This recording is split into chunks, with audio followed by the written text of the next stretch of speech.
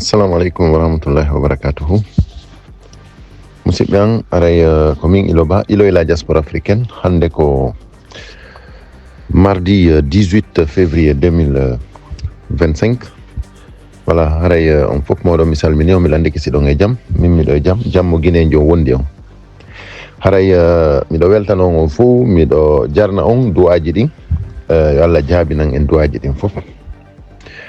Aray mi torike Allah, mi fattike jomiraɗo on, yo Allah ittan en ngu laamu dundaranke ɗo no ɓuri yawirde, addana en lanɗo yurminowo guineyemɓe ɓen, lanɗo hiɗuɗo guineyemɓe ɓen, lanɗo faalaɗo polgal, falanaɗo jama guinée on jam e kisiye e newede sifa alaji selludalen diallo. Haray on fof moɗon mi torike on fewten jomiraɗo on toroɗen yo Allah ittan en ɓe dundarankeɓe ɗo, ɓe yimɓe ɓe hulata Allah hersata ɗo, ɓe yimɓe wonɓe aybinde leydi men ndin, ɓe yimɓe jiiɓuɓe carte d'identité e passeport guinéen on hande hay nokku guinéen jon hitta e aduna on no yurmi ha feƴƴiti.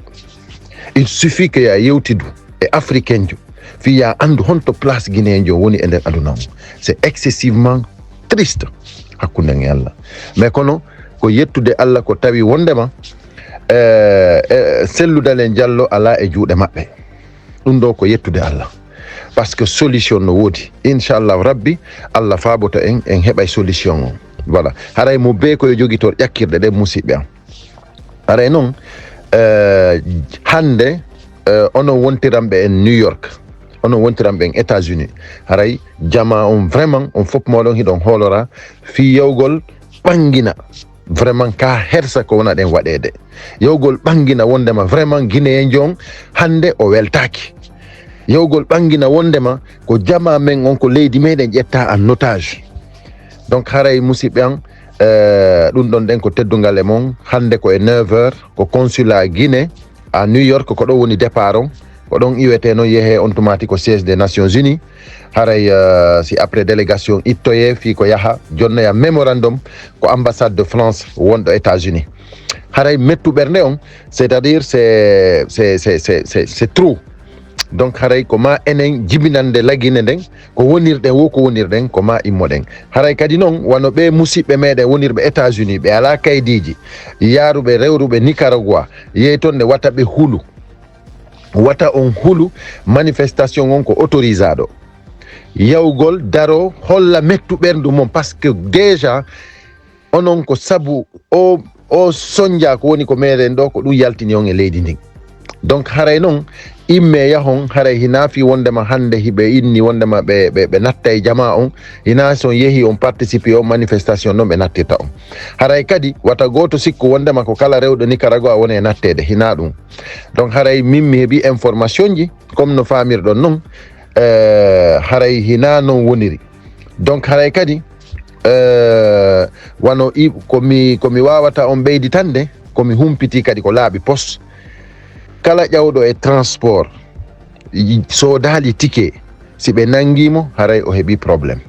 ɗum ɗon on hande kadi wata on fijir, si tawi ɗon waɗayno wata on wattu, si tawi on daɗi hande so nani o message ɗo, kala e moɗon ƴettowo bus ma ƴettowo train ma métro watta fijir haray yoɓali, yo on tigui yoɓu. On jarama, haray ko ɗum ɗon en manno ko ɓeytanon onon wontiran ɓen États-Unis. Donc si wi ɗon arten ko leydi meɗen ko tawatani vraiment hanki o wiyeteɗo Agile King, o gandi wonnoɗo Sénégal, mo andanɗa hoore mani hari no darani UFDG, ko activiste jo mo andanɗa hoore mani hari mo darani UFDG moƴƴa, jaka ko haaju makko o jokkuno. ɓay noon o yeehi ha o sikki o heeɓi popularité, o heeɓi yimɓe, o yiltitike ko CNRD toon. Ala noon façon yennore, ala façon aybinol, ala façon diffamation mo waɗali CNRD ko woni ɗo Sénégal.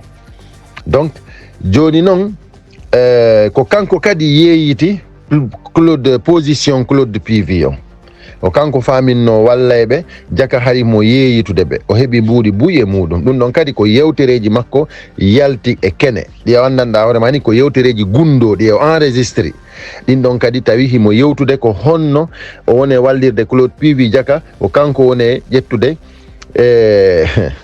position makko on yeeyita CNRD. joni noon ala kadi fewndo oya Charles Wright wonno ministre de la justice ala kadi façon polémique mo waɗali ton ɗen ko yeeyi e fi jiiɓidirgol ministre ɓe CNRD ɓen e laamu ngu, c'est à dire façon diffamation ji ɗi o waɗali ala. hande min e hoore am min hilan andi komi innata CNRD kon fof, si tawi ko laamu wongu normal min hay goto sokatala. hande miɗo wawno yewde lagine, si tawi ko laamu wongu démocrate hay goto sokatala, si tawi ko laamu wongu normal hay goto sokatala. par ce que min komi inni koɓe criminel, ɗum ɗon ala ñaawowo yeddowo ɗum, laamu ngun ko criminel, ko kamɓe woni ƴettude yimɓe ɓen en otage, par ce que ko kamɓe woni collaborede, ɗum ɗon kadi ala wawɗo yeddude ɗum ɗon, ala ñaawowo yeddowo ɗum ɗon. komi inni ko bandiji, ala ñaawowo yeddowo ɗum ɗon, kamɓe ministre maɓɓe ɓe fof koɓe bandi. donc ɗum ɗo kadi ala ñaawowo yeddowo ɗum ɗon, par ce que fof yi bandiyagal maɓɓe ngal ko laaɓi pos. donc min komi inni ɓe mérita wonugol ɗon, min komi inni ko ɓe jamfike, min komi inni c'est à dire ko engagement mo ɓe ƴetti on ko ma o respecté, par ce que sina ɗum haray leydi men ndi naati e probléme, en naati e penale ɗe yaltata e nder siècle ji, duuɓi. par ce que kala artoyɗo janngo si tawi Mamadi Doumbouya oɗo lutti e nde fenade ɗo, haray leydi men ndi woni leydi fenade. haray onon ɓe faamali ɗum ɗon ɓen faame, ina fi an, ina fi ma, ina fi oɗa, ina fi Doumbouya, ina fi Sello, c'est à dire que pour l'avenir de notre nation, ko fi avenir nation men on leydi men ndin, si tawi en jooɗike e fenade, en inni ko fenade nden wuureten e muɗum, haray en jooɗike e hoore mere. donc haray ko ɗum waɗi si o combat ɗo ko ma wakkilo ɗenmo, par ce que en wawata acceptude ɗum ɗon. donc min hande hara ko laamu tigi si mi yeehi lagine hay goto sokatala, par ce que min mi difamaɓe dey, min mi yahaali ton nde mi woli fi affaire armée ji ɗin no woniri ton ko neni, ko mi inni kadi kanko Doumbouya ko ɓe ittaymo, ittoɓe mo ɓen kadi no takko makko, ɗum kadi so kallangoy, par ce que kanko himo andi ko ittuɗo goɗɗo, ko takko ittuɗo mon ko ton ɓe wonno, ko takko ittuɓe muɓen ko takko ton wonno, himo andi ɗum, kanko himo tawa e maɓɓe. donc ɗum ɗon kadi so kalla. donc seede mum si tawi ko laamu wongu correct, ɓay ɓe nangilan France ɗo ɗen ko ɗum ɓe winolan, c'est à dire ko miɗo accusa, miɗo yenni hay Macron. donc vidéo ji komi wolno fi Macron gon fof ɗum ɗon fof ɓe jentitike.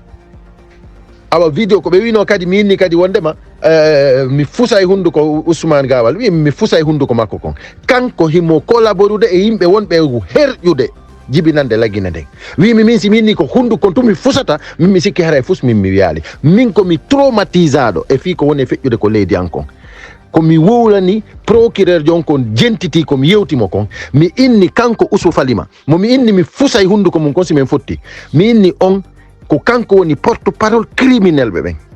donc ça veut dire quoi, min komi inni Emmanuel Macron ko kanko woni e soutenude laggine, mi inni menen men sabotay kala soutenuɗo laggine, kala soutenuɗo ɗi criminel ji ɗo ko criminel kanko kadi, ko ni min woliri. donc ɗin vidéo ji no waɗa ɓe fof ɓe jentitike.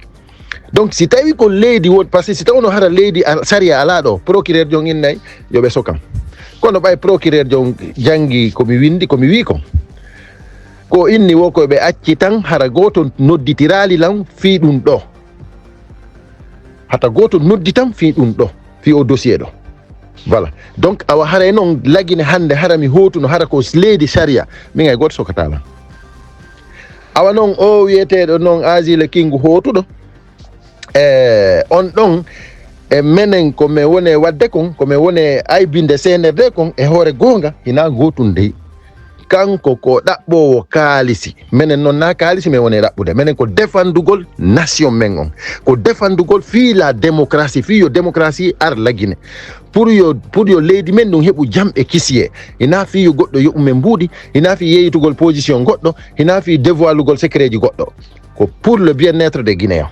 voilà, haray ko ɗum ɗon ne woni ko immini men, kamɓe noon ɓay ko kaalisi ɓe woni ɗaɓɓude, no heddi ngala paygal jamfingal, ɓe fopp maɓɓe yoɓe yew haɓe, kanko on o naati tun o weltike, mo sikkude joni ça va quoi, mo sikkude ɓay hanki o naati lagine wo ay goto nangali mo welti, kono musidɓe an ko fen film on foti, c'est à dire ayi ɗo kanko on o naati o naati non e mbawa aka ɓay tun ko fonike menge soka Habib Marwan soka Aliou Ba soka ɓay tun ko hono yantelan ko Ousmane Nielo e nanga ɓe fof maɓɓe daɗata ɗum ko min haalani on ɗum si tawi kadi hawri oɗo ɗen sifa ɓeɗo ɗen ɓe daɗi c'est que haray CNRD foye mum kadi on ɓurti andude kadi ko penale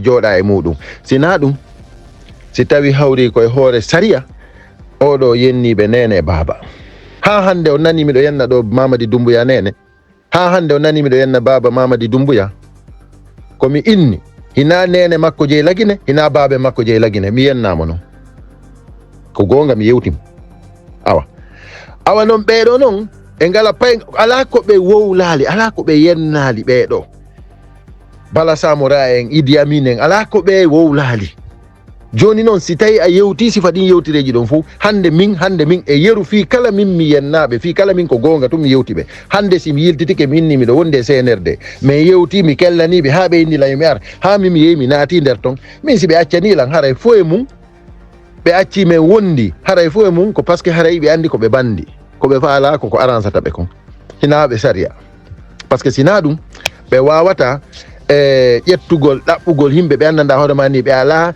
e même vision maɓɓe hara ko ɓen ɓe innata ɓe ɓannitay fi honɗum fi ko jamfole jama lagine on ɗum ɗon c'est pas bien haray musidɓe an haray ko andingol on tu wondema le combat continue lagine yo jama on accu ndara no ekkitora waɗugol politique lagine na politique wona waɗede c'est à dire ko manipulation ko démagogie ko chantage ko dictature ko jaggu ko l'injustice c'est à dire ko haine c'est à dire ko égoïsme lagine politique ala ton il faut himɓe ɓen guinemɓe ɓen ekkito waɗugol politique onon noon cadre ɓe ɓen onon wonɓe yeeso ɓen jangguɓe ɓen on fof moɗon artire hakkille mon ɗen andon wondema l'avenir de ce pays vraiment koye juuɗe mon wonno ko onon faala jiiɓude lagine haray noon so on jentitikelam arrêté de c'est-à-dire arrêté de honir ce pays arrêté accire ni hersingol ndi leydi meɗen par ce que no way wasi tawi jangguɗo ala e lagine haray musidɓe an on jarama on weltanama miɗo yaafini ko message on juuti kon mi falnoma wadde goto haray mi arti no ɓuuri yawirde jammi kisi e meɗen. Bonjour mes chers compatriotes, Ilo et la diaspora africaine, ce mardi 18 février 2025, je vous salue tous partout là où que vous soyez. Voilà, actualité oblige. Aujourd'hui à New York, nous encourageons à tous les Guinéens qui vivent aux États-Unis aujourd'hui d'aller vraiment se présenter pour la grande mobilisation à partir de 9h au consulat de la République de Guinée à New York. Le départ c'est là-bas et après la mobilisation là-bas, tout le monde ira vers le siège des Nations Unies. Donc mes chers compatriotes, c'est notre devoir. Donc la participation de tous les Guinéens vraiment est nécessaire. Donc voilà, tous les Guinéens sont conviés à y aller. Et ceux qui n'ont pas les papiers, ceux qui ont passé par Nicaragua pour atteindre les États-Unis, il faut savoir que c'est une manifestation organisée, autorisée. Et n'ayez pas peur d'y participer, même si vous n'êtes pas légal aux États-Unis, n'ayez pas peur parce que justement vous êtes dans un pays illégalement comme ça, parce que tout simplement vous avez un pays qui est mal géré, vous avez un pays où il n'y a pas de sécurité, où il n'y a pas de justice, où il n'y a pas de liberté. Donc encore une fois, il faut montrer cette force, montrer vraiment cet mécontentement, dénoncer vraiment cette situation. C'est pas parce que vous êtes bien aux États-Unis, mais c'est parce que votre pays va mal. C'est pour cela que vous êtes là-bas dans une situation vraiment illégale. Donc, mes chers compatriotes, n'ayez pas peur d'y participer. Voilà, en fait aussi, il y a le cas de Agile King qui est revenu à Conakry. Qui dit voilà, content d'être là à Conakry, qu'il n'a pas été arrêté. Donc mes chers compatriotes, on a tous vu les vidéos de Agile King. Il n'y a pas ce qu'il n'a pas diffamé au CNRD. C'est-à-dire une autre preuve qui montre que le CNRD c'est de la pagaille, Voilà une façon de recruter des gens tout simplement pour amuser la galerie. Mais là, vraiment, je pense que Azy Le King va regretter très mal le fait de rentrer en Guinée. Parce que si c'est les Aliouba, si c'est les Fonike Mengue, si c'est les Ousmane Nieloy, si c'est les Habib Marouane, si tous ceux qui sont aujourd'hui en prison ou en otage ou kidnappés, si c'est ceux-là qui sont là-bas, si c'est ceux-là qui n'ont pas échappé, je pense que lui, il ne va pas échapper. Parce que tout le monde sait comment il a vendu la position de PV, comment il a collaboré avec Charles Wright, comment il a diffamé Amara Kamara, comment il a insulté Mamadi Doumbouya, comment il a insulté Bala Samora, comment il a tout, c'est-à-dire tout ce qu'il a fait, les vidéos sont là. Et si aujourd'hui, lui, il vient, il collabore encore avec le gouvernement pour encore vendre une mauvaise image de la Guinée, parce que ça, c'est pas une bonne image de la Guinée. C'est-à-dire dire au monde entier que ça, aujourd'hui, c'est blanc, demain revenir dire tout c'est noir, ça, c'est vendre une très mauvaise image de la Guinée. Malheureusement, pour nous, on a des Guinéens qui sont comme ça, mais je demande à tous les Guinéens de savoir que c'est pas ça la politique. Il faut que les Guinéens apprennent à faire la politique. C'est-à-dire, pourquoi nous sommes en danger? Parce que même les activistes vendent la Guinée. Chacun cherche à vendre la Guinée. Chacun cherche à dénigrer. C'est-à-dire, pour avoir quelque chose. C'est-à-dire, ils dénigrent la position de l'opposition aujourd'hui pour avoir quelque chose. Ils étaient avec l'opposition pour avoir une position. Aujourd'hui, ils ont la position, ils dénigrent l'opposition pour avoir de l'argent. C'est extrêmement grave. Ça, c'est pas de la politique. C'est-à-dire, regardez dans votre entourage. C'est-à-dire, vous avez des pays où les gens, c'est-à-dire, mènent le combat d'activisme pour instaurer une démocratie saine dans leur pays. C'est-à-dire, aujourd'hui, les activistes au Sénégal, ils se donnent la main. Pourquoi? Pour être ensemble, pour pouvoir vraiment, pour que le Sénégal soit sur les bonnes rails. C'est-à-dire, ceux qui sont avec le pouvoir, ils sont avec le pouvoir par conviction. Parce qu'ils étaient à l'opposition, ils sont venus au pouvoir. Mais ceux qui, c'est-à-dire, vous ne pouvez pas quitter à l'opposition tout simplement parce que vous voulez avoir de l'argent. C'est ça le malheur. C'est-à-dire, où vous quittez l'opposition, vous allez dans une autre partie de l'opposition, ça se comprend. Mais la Guinée, ce que moi je vois, c'est que les Guinéens ne font pas la politique. Les Guinéens, c'est-à-dire ce qu'ils font, c'est de la prostitution politique. C'est-à-dire, ils essayent toujours de chercher l'argent et ils ont une haine pour, c'est-à-dire entre ethnies. Et ça, c'est pas bien. Il faut qu'on arrange les problèmes d'ethnie. Il faut qu'on arrête ça. Nous devons savoir d'abord que c'est la Guinée qui doit nous importer d'abord.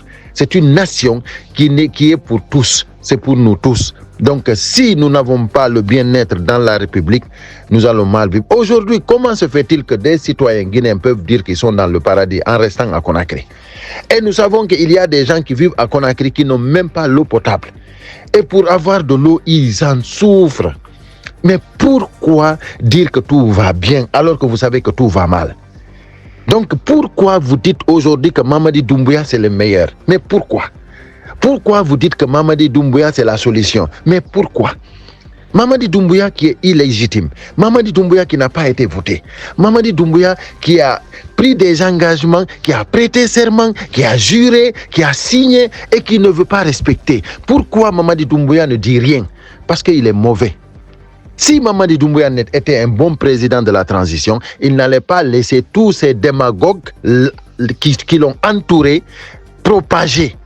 Parce qu'il savait déjà ce qui s'est passé au temps de Dadis Camara. Il savait ce qui s'est passé au temps d'Alpha Condé quand il voulait le 3e mandat. Il connaît tous ces gens-là. Ces gens-là, maintenant, tout le monde connaît leur visage.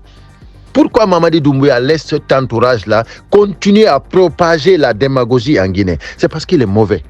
Donc si vous nous dites que Mamadi Doumbouya c'est le meilleur, mais on dit que, écoutez, il est meilleur en malhonnêteté, il est meilleur en criminalité, il est meilleur en banditisme.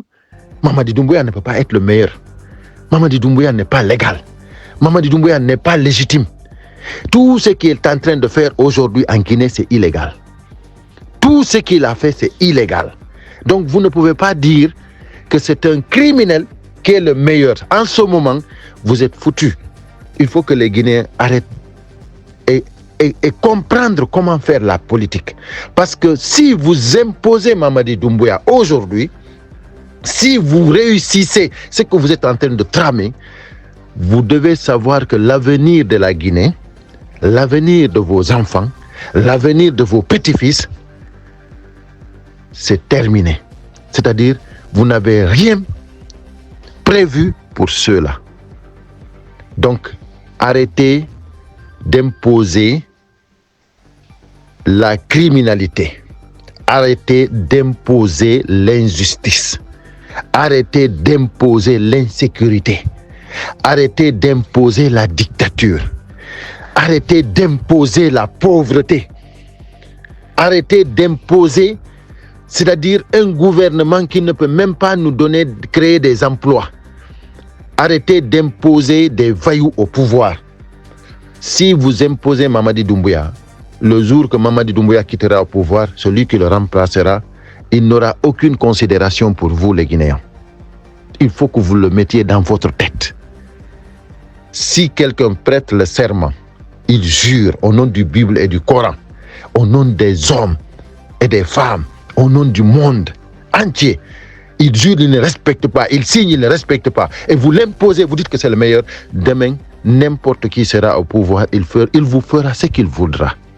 Et vous n'avez rien, vous n'aurez même pas des yeux pour pleurer. Donc, mes chers compatriotes, chers Guinéens, la politique, c'est pas ça. Que personne vous ment. C'est pas la malhonnêteté, le banditisme, la criminalité qui fait la politique. Ça, c'est en Guinée que les gens veulent instaurer cela. Mais enlevez ça dans vos têtes. C'est pas ça la politique. L'ethnocentrisme, tout ça, enlevez ça dans vos têtes. Ça, c'est que nous pouvons gérer la Guinée, nous pouvons travailler la Guinée. Il faut que nous soyons tout simplement des responsables, des citoyens qui ne veulent pas de l'injustice, qui ne veulent pas de l'insécurité, qui ne veulent pas de la dictature, qui veulent la démocratie, parce que sans la démocratie, nous ne pouvons pas cohabiter, nous ne pouvons pas nous aimer, nous ne pouvons pas nous respecter. Il faut instaurer cela, vaille que vaille. Mes chers compatriotes, je reviendrai très bientôt parce que le combat continue et nous allons jusqu'à la finale. Il faut savoir que tôt ou tard, Mamadi Doumbouya partira. Mamadi Doumbouya ça finira par partir parce que c'est pas acceptable, c'est pas admissible. Ce qu'ils veulent faire, c'est pas faisable. À bon entendeur, salut.